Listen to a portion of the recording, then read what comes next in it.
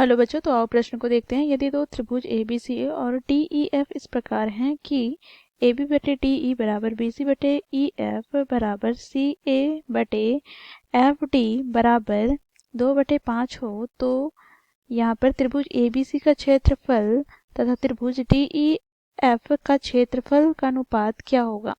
तो इसके लिए बच्चों हमें चार विकल्प दिया गया है। ए विकल्प में 2/5 अर्थात 2:5, बी विकल्प में 4:25, सी विकल्प में 4:15, डी विकल्प में 8:125।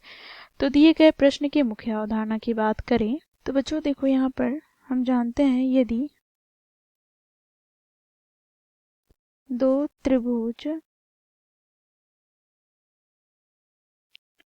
समरूप हो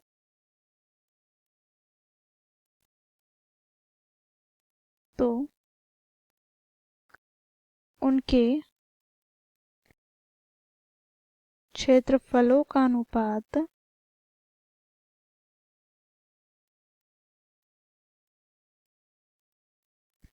उनके संगत भुजाओं के वर्गों के अनुपात के बराबर होता है।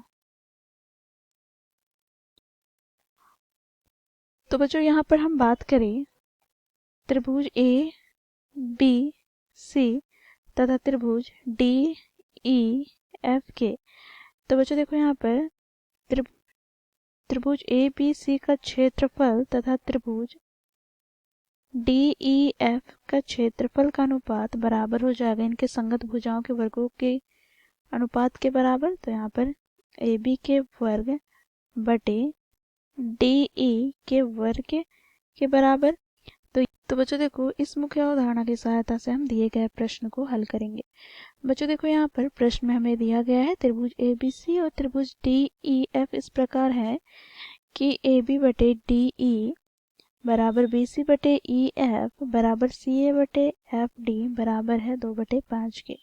तो यहाँ पर हम बात करेंगे त्रिभुज ए बी सी तथा त्रिभुज डी ई एफ में। तो यहाँ पर बच्चों देखो, क्योंकि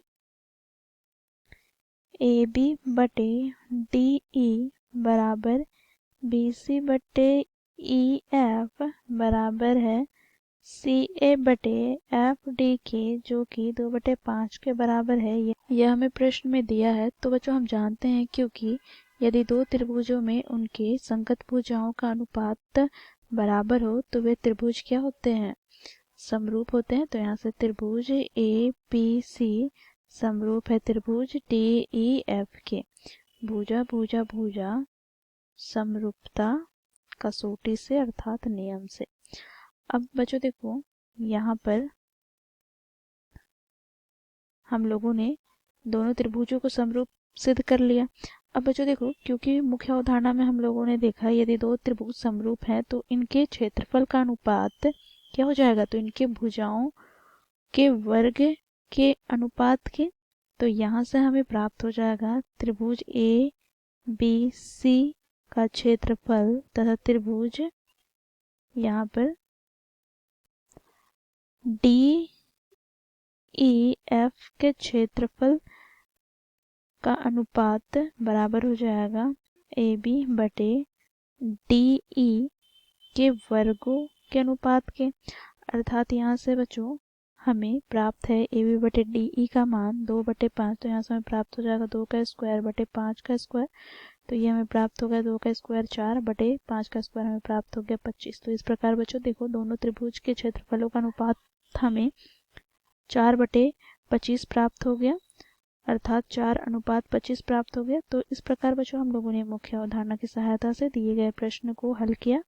अब हम विकल्प में देखें तो विकल्प बी में हमें 4:25 दिया गया है, इसलिए विकल्प भी हमारा सही विकल्प हो जाएगा, बाकी विकल्प गलत हो जाएंगे। तो इस प्रकार बच्चों हम लोगों ने मुख्य अवधारणा की सहायता से दिए गए प्रश्न को हल किया। आशा करती हूँ आप लोगों को यह प्रश्न समझ में आया होगा। धन्यवाद।